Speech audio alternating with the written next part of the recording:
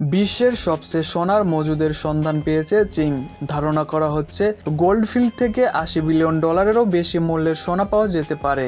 চীনের হুনহানের ভূতাত্ত্বিক ব্যুরো জানিয়েছে, হুনান প্রদেশের পিংজিয়াং কাউন্টির প্রায় 1 মাইল গভীরে 40টি সোনার শিরা শনাক্ত করা গেছে।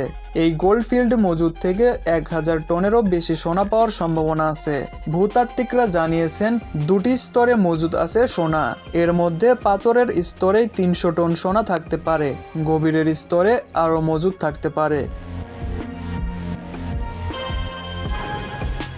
হুনহানের ভূতাত্ত্বিক ব্যুরোর ভূতত্ত্ববিদ চেন রুলিন বলেন, ড্রিল করা অনেক পাথরের করো দৃশ্যমান সোনা দেখা গেছে।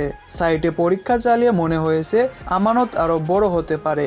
সব মিলিয়ে সাইটটিতে 1000 মেট্রিক টনেরও বেশি সোনা থাকতে পারে। এটি বর্তমান মূল্যে 600 বিলিয়ন ইয়ান বা প্রায় $83 বিলিয়ন। বিশ্বব্যাপী যখন সোনার দাম ক্রমাগত বেড়ে চলছে, তখন এমন আবিষ্কারের ঘোষণা দিল চীন। দেশটিতেও মূল্যবান এই ধাতুর চাহিদা তুঙ্গে। হুনান প্রভিন্সিয়াল জিওলজিক্যাল ইনস্টিটিউটের মতে, সর্বশেষ আবিষ্কারটি দেশের সম্পদ নিরাপত্তা রক্ষায় সহায়তা করতে তাৎপর্যপূর্ণ হতে পারে। ওয়াংগু গোল্ডফিল্ড চীনের অন্যতম গুরুত্বপূর্ণ খনি কেন্দ্র। দেশটি এই অঞ্চলে খনিজ অনুসন্ধানের জন্য প্রায় $100 মিলিয়ন বিনিয়োগ করেছে। 2023 সালের হিসাবে চীন বিশ্বের প্রায় 10 ভাগের 1 ভাগ স্বর্ণ উৎপাদন করেছে। দেশটি খনির ক্ষেত্রে বিশ্বব্যাপী নেতৃত্বস্থানীয় অবস্থানে রয়েছে। খনির জন্য প্রযুক্তি রপ্তানিতেও বিশ্বের শীর্ষে চীন।